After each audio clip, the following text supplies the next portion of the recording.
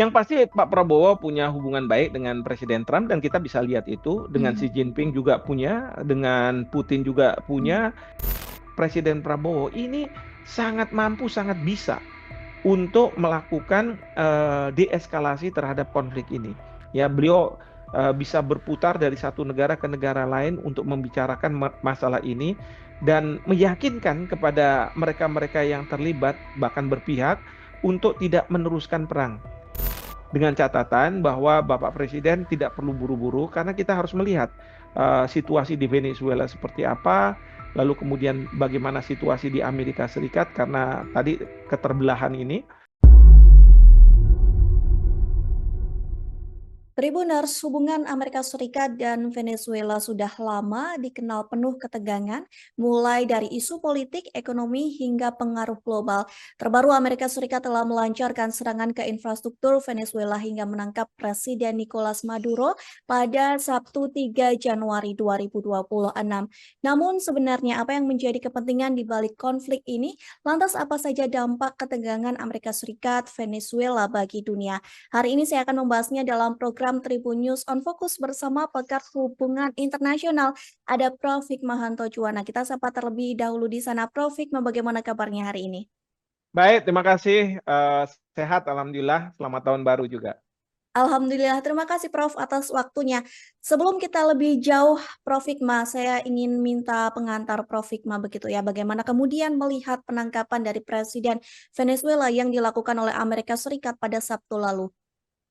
Ya, yang pasti adalah masalah ini dalam konteks dunia pada saat sekarang itu terbelah menjadi dua. Mhm.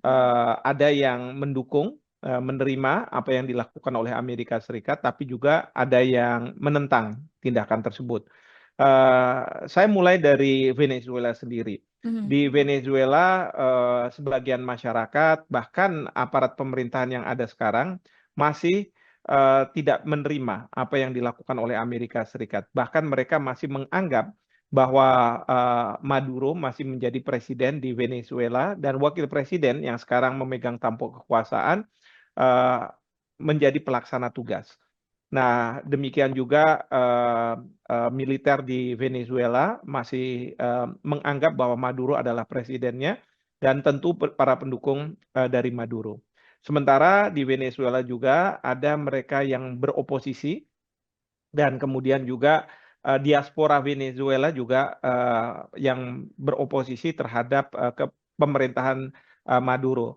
Nah, mereka ini yang menerima dan bahkan menyambut apa yang dilakukan oleh Presiden Trump, ya karena mereka akan terbebas dari kediktatoran yang selama ini di bawah kepemimpinan dari Presiden Maduro. Mhm. Nah, sementara kalau di Amerika Serikat sendiri itu juga terbelah dua. Paling tidak Partai Demokrat mengatakan bahwa tindakan yang dilakukan oleh Trump ini jelas melanggar hukum internasional dan juga dikatakan bahwa seharusnya Presiden Trump pada waktu akan melakukan serangan mendapat persetujuan dari Kongres Amerika Serikat dan persetujuan ini tidak didapat oleh Presiden Trump gitu ya. Nah, sehingga apa? Mereka menganggap bahwa tindakan yang dilakukan oleh Presiden Trump ini tidak memiliki dasar hukum. Nah, sementara kalau dari Partai Republik, bahkan juga dari pendukung Partai Republik, mereka justru menganggap bahwa apa yang dilakukan oleh Trump ini merupakan suatu tindakan yang tepat, begitu, karena ada tiga hal. Pertama adalah perang melawan narkoterorisme, yang kedua adalah berkaitan dengan minyak yang selama ini di Venezuela itu eh, dibiarkan ya dibeli mungkin dikerjasamakan dengan pihak yang di luar Amerika yaitu eh, seperti Cina, Rusia begitu. Nah, sementara dari pernyataan Presiden Trump seharusnya Monroe Doctrine itu harus tetap diterapkan. Monroe Doctrine ini intinya mengatakan kawasanku ya kawasanku, kawasanmu ya kawasanmu. Ya, jadi kalau di kawasan Amerika, benua Amerika ya harusnya ya negara-negara Amerika saja yang bisa berinteraksi gitu ya.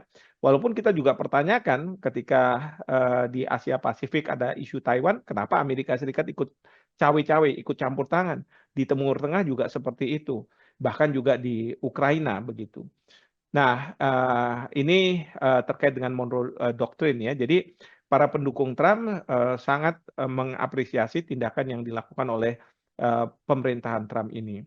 Nah, sementara dalam konteks internasional itu juga terbagi dua. Karena negara seperti Cina dan Rusia itu sudah melakukan pengutukan terhadap tindakan yang dilakukan oleh Amerika Serikat. Ya, ini dianggap sebagai suatu agresi ya yang dilakukan oleh Amerika Serikat terhadap negara lain.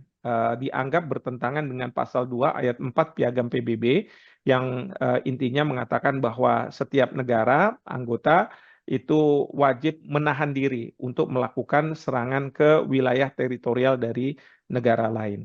Sementara negara seperti Perancis dan kemudian juga Inggris, mereka tidak menyebut bahwa ini merupakan pelanggaran atau tidak pelanggaran, tetapi mereka mengatakan bahwa ini merupakan kebutuhan dari Amerika Serikat. Bahkan Presiden Perancis Macron mengatakan bahwa sekarang rakyat Venezuela itu bisa terbebas dari diktatornya. Nah, ini yang membuat masalah ini tidak mudah untuk kita lihat mana yang benar, mana yang salah, tetapi kedua belah pihak itu sudah mempunyai posisi mereka masing-masing. Jadi seperti itu. Lantaran terbelah begitu ya, Prof. Hikmah. Kemudian apakah sebenarnya ini penangkapan terhadap Maduro ini melanggar hukum dan legitimasi dari internasional sendiri, Prof. Hikmah? Ya, kalau menurut ketentuan hukum internasional, jelas ini merupakan pelanggaran hukum internasional. Karena seperti tadi saya katakan, berdasarkan pasal 2 ayat 4 Piagam PBB, tidak seharusnya sebuah negara melakukan serangan ke negara lain. Apalagi ini kan masalah penegakan hukum. Penegakan hukum tapi kok dicampur dengan masalah hubungan internasional, politik internasional, penggunaan kekerasan. Nah, dalam konteks penggunaan kekerasan ini juga dalam konteks hukum internasional bisa dipertanyakan apakah secara hukum humaniter ini sudah tepat atau belum.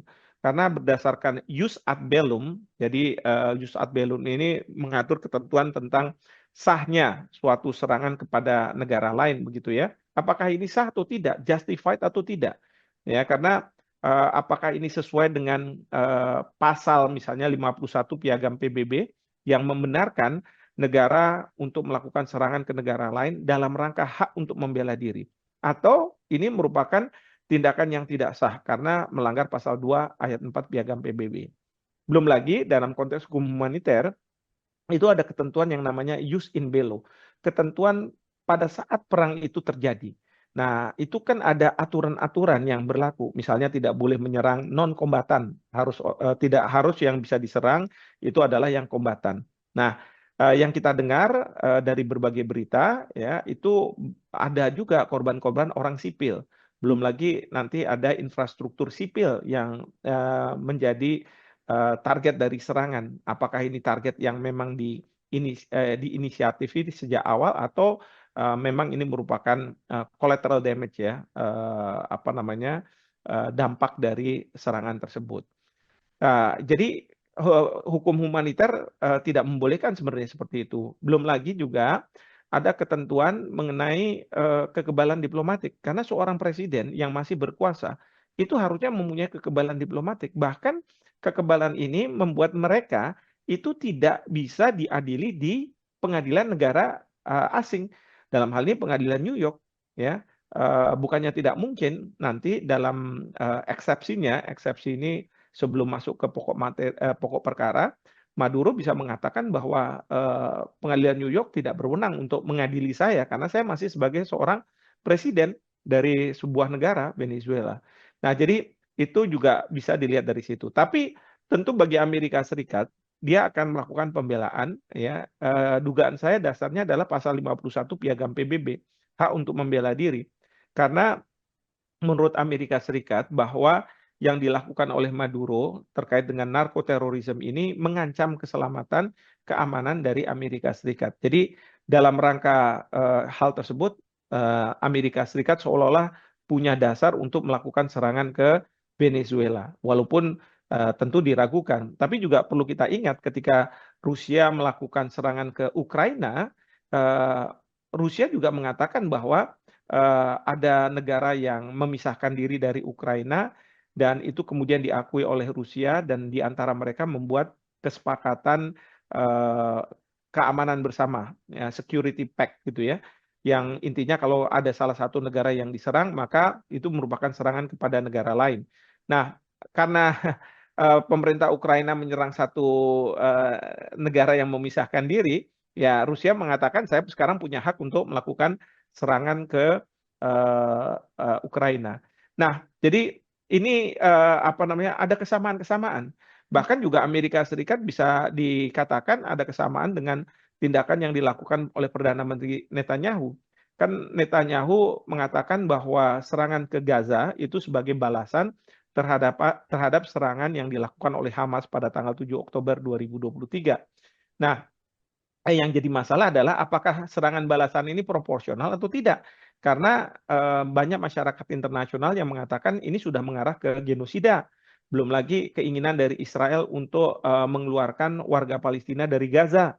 Nah, hal-hal yang seperti itu ya memang awalnya eh, masalah apa serangan balasan gitu ya, seolah-olah didasarkan pada pasal 51 Piagam PB seolah-olah sah begitu, tetapi ujungnya nanti lebih dari itu. Sama dengan apa yang dilakukan oleh Amerika Serikat sekarang, banyak yang mengatakan bahwa ya awalnya berkaitan dengan narkoterorisme, ya, jadi masalah penegakan hukum mengenai masalah narkoba lah gitu.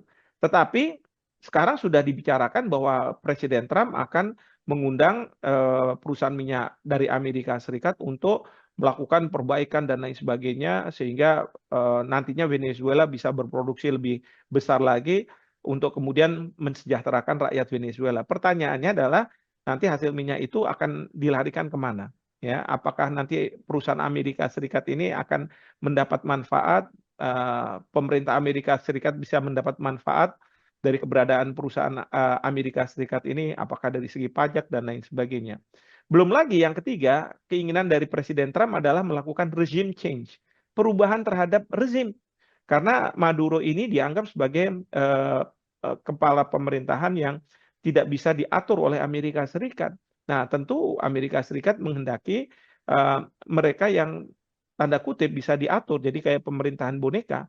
Nah, ini sekarang ada oposisi yang bernama Maria Kudo gitu ya, yang adalah oposisi dari Presiden Maduro, tapi Trump juga tidak percaya sama dia karena mungkin juga Trump ini kan berharap kemarin ini mendapat Nobel Prize, Mhm. tetapi ternyata yang mendapatkan Nobel Prize ini ya oposisi dari Venezuela ini, sehingga dia tidak langsung menyerahkan kekuasaan itu kepada oposisi, tokoh oposisi ini, tetapi dengan menyatakan bahwa Amerika Serikat, we will run the country.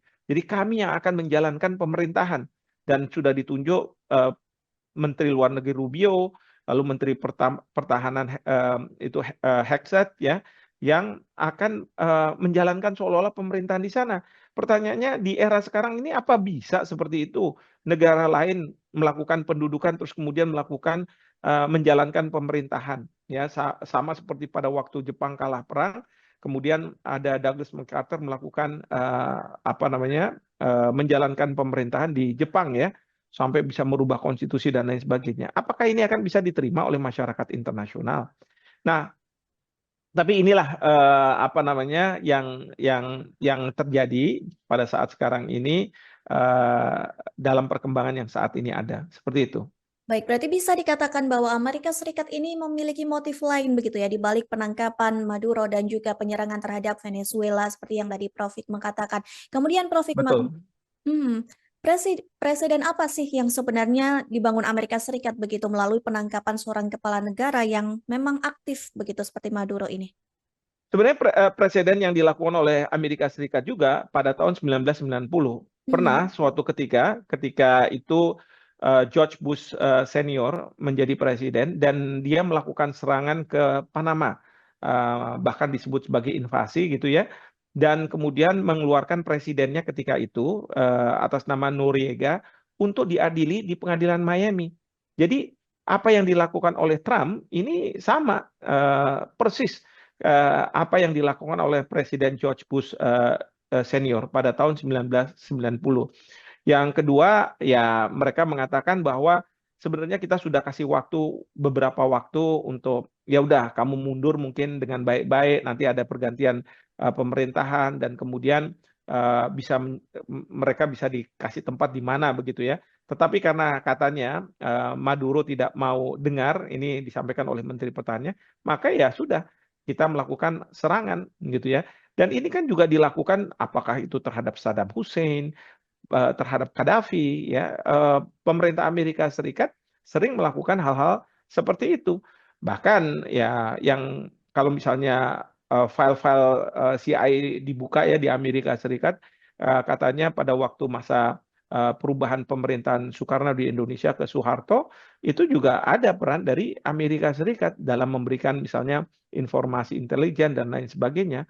Nah, jadi regime change ini sesuatu yang bukan hal yang aneh ya di Amerika Serikat, tapi dia mulainya dengan misalnya soal narkoba dan lain sebagainya, dan ini sudah ada presidennya yaitu ketika Presiden Noriega dilakukan penangkapan ya dan kemudian diadili di pengadilan Miami.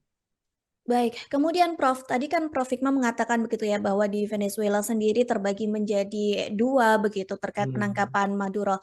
Kemudian setelah Presiden Venezuela ini ditangkap begitu, bagaimana kemudian dampak langsung terhadap stabilitas politik dan keamanan dari domestik Venezuela? Dan kemudian jika dunia ini membiarkan penangkapan ini tanpa adanya konsekuensi begitu, apa dampaknya bagi sistem hukum internasional sendiri, Prof? Ya, yang pertama adalah kalau konteks di dalam negeri Venezuela kita harus tunggu ya, karena pada saat sekarang ini wakil presiden mengambil alih posisi, bahkan menurut Presiden Trump wakil presiden ini sudah disumpah gitu ya untuk menggantikan Maduro. Nah, menurut Menlu Rubio katanya sudah ada kontak dan wakil presiden mau bekerja sama. Tapi dalam kenyataannya yang kita lihat dalam pernyataan-pernyataan terbuka resmi, di situ beliau mengatakan bahwa yang menjadi presiden masih Maduro dan saya hanya pelaksana tugas. Dan kemudian juga mengatakan bahwa sumber daya alam yang ada di Venezuela adalah untuk rakyat Venezuela.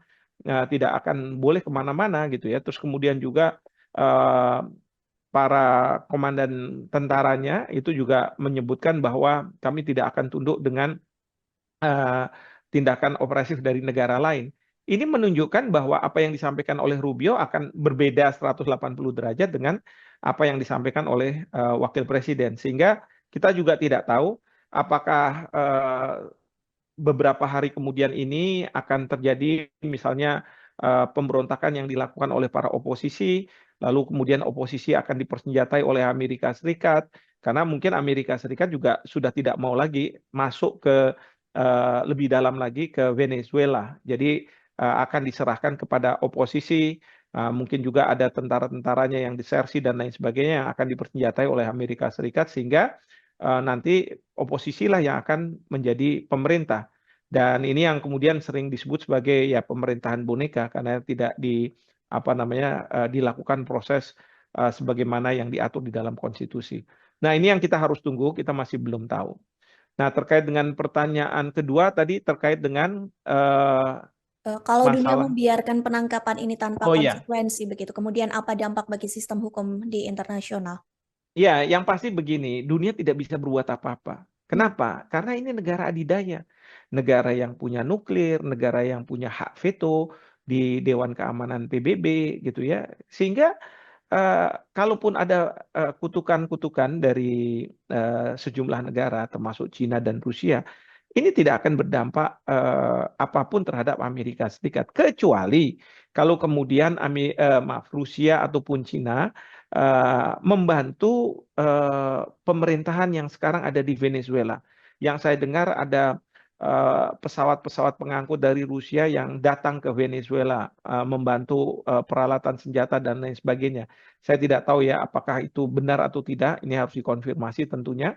Tetapi kalau misalnya sudah sampai pada titik itu, kemudian juga Cina ikut terlibat, berarti kita sudah akan berada di ambang Perang Dunia Ketiga. Nah, ini yang harusnya dipikirkan oleh Presiden Trump sebelum dia melakukan penyerangan. Memang kalau misalnya untuk membawa Maduro, sangat mudah ya. Tetapi konsekuensi terhadap negara-negara lain ya, reaksinya itu seperti apa, ini yang harus juga masuk dalam perhitungan. Nah, yang pasti kalau kita bicara hukum internasional, sepertinya walaupun saya ini ahli hukum internasional, ini tidak berlaku. Yang berlaku adalah hukum rimba. Dalam konteks masyarakat internasional, itu yang kuatlah yang akan menang. Nah, ini yang terutama menjadi kekhawatiran bagi dunia. Jadi kalau misalnya besok-besok katakanlah seperti Kuba, Presiden Trump tidak suka dengan pemerintahannya, bukan tidak mungkin apa yang dilakukan terhadap Venezuela itu akan berlaku juga untuk Kuba. Dan waktu Presiden Trump ditanya oleh wartawan apakah Kuba menjadi salah satu opsi untuk melakukan penyerangan, ya beliau mengatakan ya kalau memang dibutuhkan kita akan melakukan hal yang sama. Nah, ini yang membahayakan. Karena kalau udah seperti ini, berarti negara yang mengklaim dirinya sebagai superpower itu dia bisa mengambil alih pemerintahan setempat, lalu kemudian membuat pemerintahan itu jadi tunduk. Ya. Jadi ini yang disebut sebagai imperialisme. Ya tentu ini kita harus tentang, tetapi pertanyaannya bagaimana akan bisa melakukan penentangan ini? Nah sekarang ini yang saya dengar dari Venezuela, mereka ingin membuat pertemuan darurat dengan negara-negara Amerika Latin ya, OAS, Organization of American States, mengundang, dan mungkin Venezuela akan mengatakan bahwa apa yang terjadi di kami itu bisa juga terjadi pada Anda-Anda sekalian. Jadi kita harus menggalang untuk melawan mungkin tindakan dari Amerika Serikat. Nah, selain itu Venezuela juga sudah minta agar Dewan Keamanan Perserikatan Bangsa-Bangsa melakukan sidang daruratnya untuk membahas permasalahan ini. Ya, nah ini rencananya baru hari Senin pagi. Jadi hari ini mungkin menjelang malam di New York baru pagi akan ada pembahasan berkaitan dengan apa yang disampaikan Venezuela. Dan akan menarik lagi nanti kalau misalnya di Dewan Keamanan ini apakah Amerika Serikat akan melaporkan apa yang dilakukannya. Karena menurut pasal 51 Piagam PBB, memang penggunaan kekerasan itu boleh dilakukan untuk self defense, hak untuk membela diri. Tapi negara yang melakukan serangan itu harus melaporkan kepada Dewan Keamanan PBB dan menunggu sampai langkah-langkah yang harus diambil oleh Dewan Keamanan PBB. Ini dilakukan oleh Rusia ketika mereka melakukan serangan ke Ukraina. Jadi mereka melaporkan ke Dewan Keamanan PBB. Seperti itu. Baik, menurut Prof. Hikmah sendiri, apakah nantinya begitu konflik antara dua negara ini benar-benar bisa menyeret negara-negara lain seperti yang tadi Prof katakan Rusia dan Cina begitu ya, untuk benar-benar membantu Venezuela mungkin secara diam-diam begitu seperti yang tadi dikatakan, meskipun masih memerlukan konfirmasi lebih lanjut begitu ya bahwa Rusia mengirimkan bantuan senjata kepada Venezuela karena melihat juga Cina dan Rusia ini juga mengincar begitu kekayaan alam terutama minyak yang berada di Venezuela. Bagaimana Prof. Hikmah melihat hal itu? Ya, bukannya tidak mungkin akan ada keterlibatan dari negara-negara lain ya atas nama menegakkan hukum internasional, mengatakan bahwa tidak boleh ada dominasi satu negara terhadap negara lain, bahkan menolak yang namanya imperialisme ya, menegaskan kedaulatan negara. Bisa saja mereka terlibat ya, bahkan untuk menjaga balance of power antara Cina, Rusia, dan Amerika Serikat. Nah, cuman kalau misalnya itu yang terjadi, maka sekali lagi yang saya katakan, kita akan semakin dekat dengan Perang Dunia Ketiga. Dan kalau itu terjadi Perang Dunia Ketiga, ini ya sama saja dengan kiamat. Ya. Nah, dalam konteks ini, saya mengapresiasi posisi pemerintah Indonesia. Karena pemerintah Indonesia dalam pernyataan resminya melalui akun X, mengatakan bahwa Indonesia meminta pihak-pihak yang berkonflik untuk menahan diri dan melakukan deeskalasi terhadap konflik yang terjadi. Nah, ini sudah tepat. Artinya apa? Kita tidak membenarkan tindakan Amerika Serikat, tapi juga kita tidak menyalahkan tindakan Amerika Serikat. Kita dalam posisi mengikuti pasal 2 ayat 3 Piagam PBB yang mengatakan bahwa sengketa antar negara anggota PBB itu harus diselesaikan secara damai sehingga tidak akan mengorbankan masalah keadilan, keamanan, perdamaian internasional. Jadi itu yang diambil oleh Indonesia. Ini berbeda ketika pada waktu Rusia melakukan serangan ke Ukraina, pemerintah mengambil posisi untuk mendukung Ukraina karena walaupun tidak disebutkan kata Ukraina, di situ disebutkan dalam pernyataan resmi dari Kemlu pasal 2 ayat 4 Piagam PBB, bahkan Indonesia ikut menjadi co-sponsor dan ikut menyetujui draft resolusi PBB yang mengutuk Rusia. Nah, kalau misalnya itu yang terjadi, maka sulit bagi Bapak Presiden untuk melakukan peran sebagai mediator. Karena pada saat sekarang ini, menurut saya, ya, dibutuhkan peran dari mediator. Nah, kita tahu Bapak Presiden ini kan sangat involved terhadap masalah-masalah internasional. Mhm. Mungkin Bapak Presiden, bukannya tidak mungkin, akan melakukan yang namanya shuttle diplomacy, diplomasi ulang-alik di mana beliau datang ke Amerika, datang ke Venezuela, datang ke Inggris, ke Prancis, ke banyak negara untuk mengkonsultasikan kira-kira jalan terbaik ya atas kejadian ini apa begitu ya bagi negara-negara sehingga tidak kemudian konflik ini bereskalasi bertambah besar seperti itu. Baik, kemudian Prof, adakah negara ataupun tokoh ataupun pihak-pihak begitu ya yang memang bisa menjadi mediator bagi konflik antara Amerika Serikat dan Venezuela seperti yang tadi dikatakan, Prof Hikmah begitu, Prabowo, sebenarnya seberapa peran penting? Karena beberapa waktu yang lalu, Trump begitu ya juga terlihat akrab begitu ya dengan Bapak Ya. Presiden Prabowo Subianto. Bagaimana kemudian peran besar yang bisa dilakukan Prabowo dalam konflik tersebut, Prof? Yang pasti Pak Prabowo punya hubungan baik dengan Presiden Trump dan kita bisa lihat itu dengan Mhm. Xi Jinping juga punya, dengan Putin juga Mhm. punya, lalu kemudian dengan banyak negara beliau punya begitu kan. Jadi menurut saya justru di masyarakat internasional yang sudah terbelah ini antara mendukung dan tidak mendukung Amerika Serikat, Presiden karena posisi kita kebijakan luar negeri yang bebas aktif ini mengacu kepada pasal 2 ayat 3 Piagam PBB, maka Presiden Prabowo ini sangat mampu, sangat bisa untuk melakukan deeskalasi terhadap konflik ini. Ya, beliau bisa berputar dari satu negara ke negara lain untuk membicarakan masalah ini dan meyakinkan kepada mereka-mereka yang terlibat bahkan berpihak untuk tidak meneruskan perang. Karena apa? Karena ini akan berdampak pada dunia, ya, Perang Dunia Ketiga akan muncul dan ini tentu akan berdampak pada Indonesia. Ya, yang pasti akan terjadi pelambatan apa namanya pertumbuhan ekonomi dunia. Ya, dan ini akan tentu berdampak pada banyak negara termasuk Indonesia. Kemudian harga minyak ini akan terus terang akan menjadi mahal karena ada permasalahan seperti ini biasanya harga minyak akan meroket. Dan kalau misalnya harga minyak itu akan meroket, maka kita Indonesia itu akan terdampak. Karena apa? Karena bagi masyarakat kelas menengah ke bawah kan mereka masih ada subsidi. Subsidi yang dikeluarkan oleh pemerintah itu cukup besar ya untuk minyak ini. Nah, kalau harga minyak itu semakin tinggi, berarti semakin tinggi pula harga subsidi yang harus dibayarkan oleh pemerintah. Karena dari sisi masyarakat maunya harganya tetap, tidak ada perubahan. Belum lagi kalau misalnya kita bicara berkaitan dengan lapangan pekerjaan, ketergantungan kita terhadap impor gitu ya, itu semua akan terdampak. Sehingga menurut saya wajar bila Bapak Presiden melakukan upaya-upaya untuk memediasi. Dengan catatan bahwa Bapak Presiden tidak perlu buru-buru karena kita harus melihat situasi di Venezuela seperti apa, lalu kemudian bagaimana situasi di Amerika Serikat karena tadi keterbelahan ini dan kemudian situasi dari masyarakat internasional. Nah, pada saatnya yang tepat, harusnya Bapak Presiden bisa kemudian melakukan shuttle diplomacy untuk memastikan bahwa konflik ini tidak bereskalasi lebih tinggi lagi. Baik, terakhir Prof Hikmah mungkin sebagai closing statement dari Prof Hikmah sendiri, apa yang menjadi pesan Prof Hikmah kepada Presiden Prabowo Subianto dan apa yang menjadi wanti-wanti Prof Hikmah kepada Presiden Prabowo Subianto ketika memang terjun langsung begitu menjadi mediator bagi konflik dua negara ini? Tiga hal. Pertama adalah Bapak Presiden harus mengumpulkan semua informasi yang diberikan oleh kepala perwakilan kita di seluruh dunia.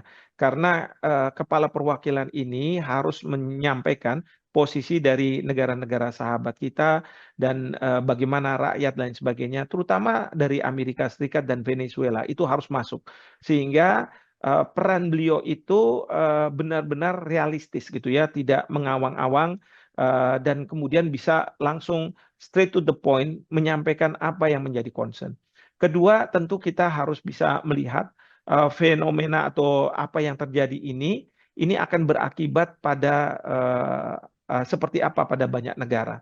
Karena kekhawatiran negara-negara bahwa kalau misalnya kita akan menjadi rezim yang diktator, kemudian kita tidak bersahabat dengan Amerika Serikat, kita akan diperlakukan sama.